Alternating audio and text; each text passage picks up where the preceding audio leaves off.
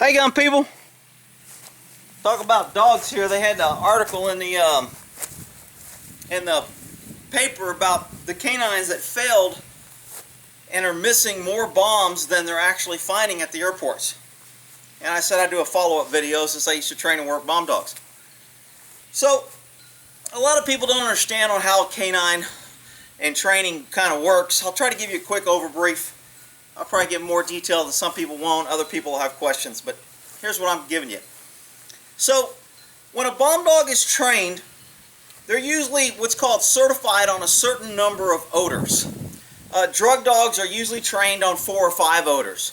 I think for drug dogs, it's methamphetamine, marijuana, heroin, crank, and one other one. So there's 4 or 5 odors that drug dogs are trained for.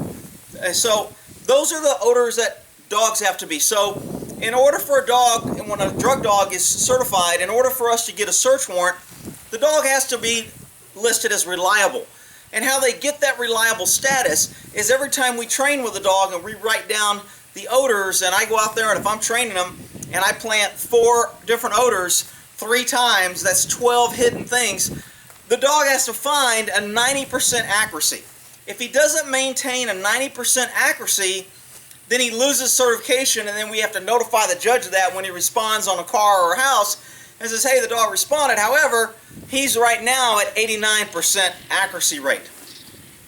So bomb dogs are the same thing, except it's a little bit harder because bomb dogs have 11, 12, maybe even 13 odors now. When I was training them, they were trained on like smokeless powder, TNT, 2 types of dynamite. You have nitroglycerin dynamite and you have ammonium nitrate dynamite. So those are 2 different. Nitroglycerin, the dynamite, was a little bit unstable. We had to be careful, look for crystallization. So it's kind of a pain, but let's see.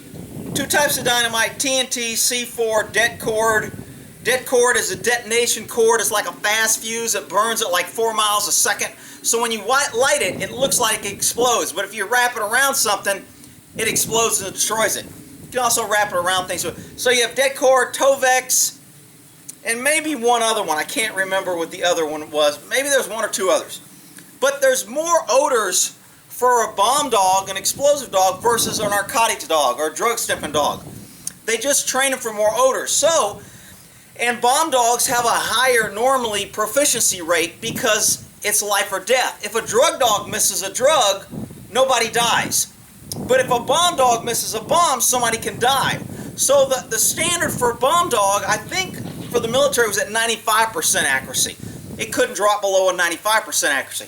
So, and they could have changed it, and all that's variable. I mean, if it's too hard to meet or somebody's low, whatever.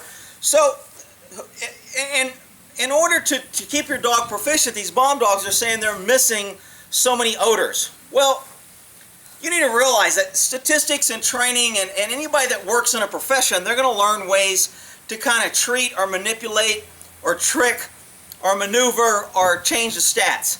So for somebody on the outside, for me to come out and go, this is the best dog around, he's at 100% accuracy. Wow, that dog's 100%, he never misses? Wow. Well, I can get any dog to 100%. I'll just hide the training aids in plain sight in a room, and the dog will walk in and walk right to it and sit. So that's a positive response. And if I hide all the odors that way, then this dog's going to be at 100%. So if I'm unethical and I'm not trying to set up my people to be good dogs, it's very easy for me to manipulate and say all my dogs are at 100%. Now, as an experienced canine handler and trainer, if I saw somebody with 100%, I'd be saying, nah, hell no. If your dog ain't missing, you ain't training hard enough. If you're going out shooting 100% of the range, you're not training hard enough. So if you're not challenging the dog to make him better, because that's the optimum goal of training, is you push the dog and you make him go better. You make him look harder, you make him respond on less odor.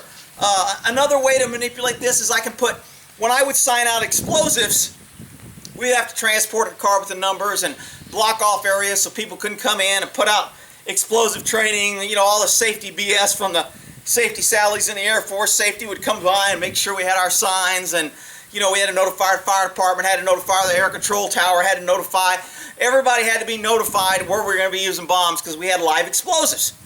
So, but again, if I'm doing training, I could take out 1 stick of dynamite, or I could take out 12 sticks of dynamite.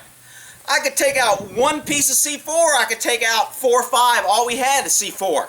You know, I could take out 1 piece of det cord that's 6 inches long, or I could take out a piece of det cord that was 12 feet long rolled up. Well, guess which one's going to have the stronger odor over 6 inches and 12 feet? Obviously the 12 feet is. So if I want to manipulate and make my dog hit, I just always use 12-foot of det cord, and my dog is always at 90, 95, 100%, whatever I want him at, because I can manipulate the training. Do people do that? Yeah, sometimes they do. If we get tasked for Secret Service before any of my dogs went for Secret Service, or if I was taking a dog and supporting Secret Service, I would absolutely require training a few days or as soon as we get notified. Sometimes we get notified the day before, hey, get your dog and be in this area in 12 hours. We got a presidential support, it's unscheduled, but we need a dog and you're going. So then we wouldn't know. But if we knew and we had time, we would always do training before our dog deployed on a critical incident, because you want to do it. Also, if your dog is on a mission, you do training. And one of my crazy cop stories about a Marine that was crying, I talk about I was out there doing trains and we were searching on the border of El Paso for illegal drugs coming in. Every day I would sneak out there, not let them know where I was at, and I would hide drugs in certain areas, and I would go park in my car and wait. And they would supposed to be searching, all of a sudden their dog would respond, and the owner would be like, damn, well, I think I made it fine. He'd go in there and he'd pull out one of my trainees, smile, look around, then I'd be walking over, say, give me that, okay, you passed. Because I didn't want to go out there and go, okay, we got to get you some training. And this is how a lot of trainers do in the Air Force. Used to drive me nuts. I hated it. We're going to get you some training. We got to mark the checkbox. We got to say you had these drugs. So, okay, in this room, I've got a drug in each corner of the room. Go around and find each one of those, and that way I can get these 4 odors in your training record, and we'll say you were trained and you got 100%. So the handler walk over and give the dog.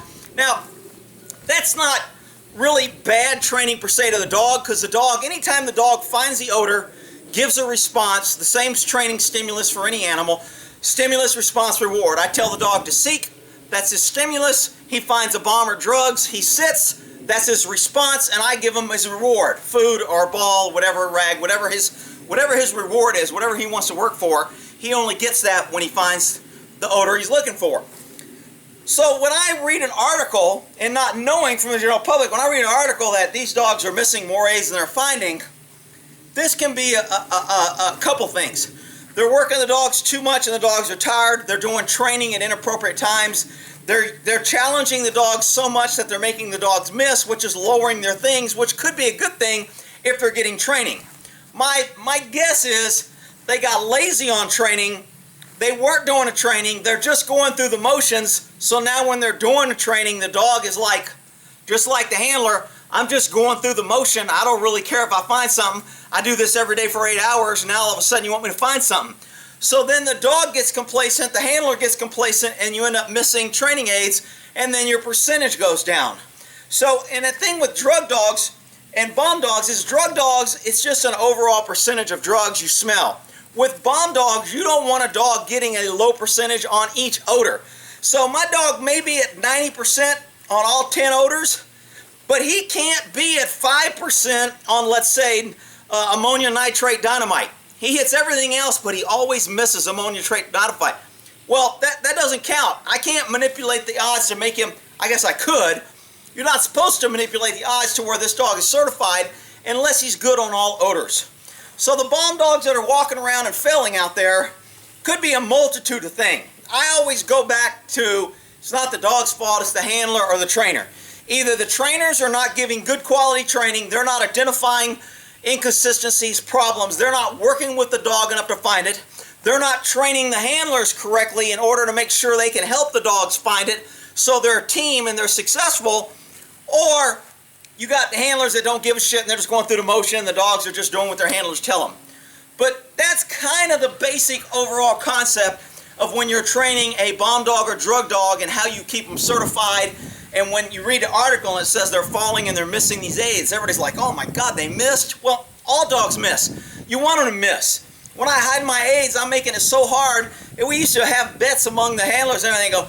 I bet you I can hide at age, your dog can't find it. He goes, bullshit, I'll bet you find it. And they're confident. And then when there was money on the line and they went in and searched, they searched better. They didn't want to lose the money. They didn't miss corners. They squared all their corners. They hit all the highs and lows. You know, you got handlers that'll search that are lazy. They just stand there, and which a lot of handlers now are, and they just do their hands like this. And they expect the dog to go high and low and do all the work. If you're working a dog, I need to be able to get down. I'm touching low. I'm touching high. I'm getting my dog here. I'm working my dog in a good pattern to get him so I can get him in what's called the scent cone, or the area of the smell.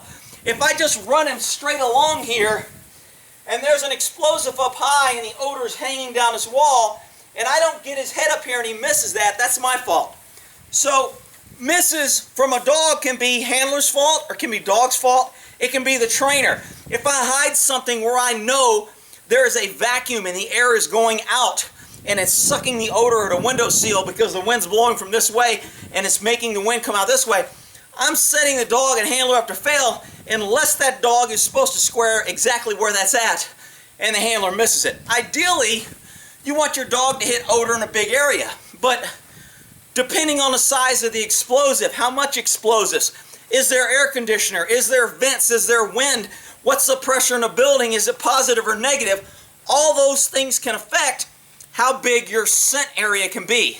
So if you have a big scent area with a whole bunch of explosives, that dog will hit it as soon as he walks in the door. Even if it's across the room, it'll be like, holy shit, and he's going. Hang on, I gotta act like Hillary. I'm okay. Oh shit, I'm going out. So anyway, that's the bomb dog exposure. That's the how they train. Those are the considerations. Those are the factors. Hopefully that gives you a little better idea. People that work dogs will get it.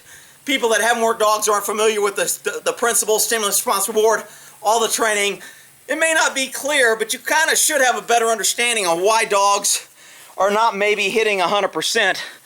And there's a lot of blame to go around. It could be money, time for training, motivation of handlers, health of the dogs. Are they working the dogs too hard, too long? Are they giving the dogs breaks? Is it hot out and the dog's tired from the heat? Is it too cold out? All those things affect the dog's ability to find. So a lot of factors on why a dog would be missing that. I'll put a copy of the article about the airport in the description. All right, we'll end that there.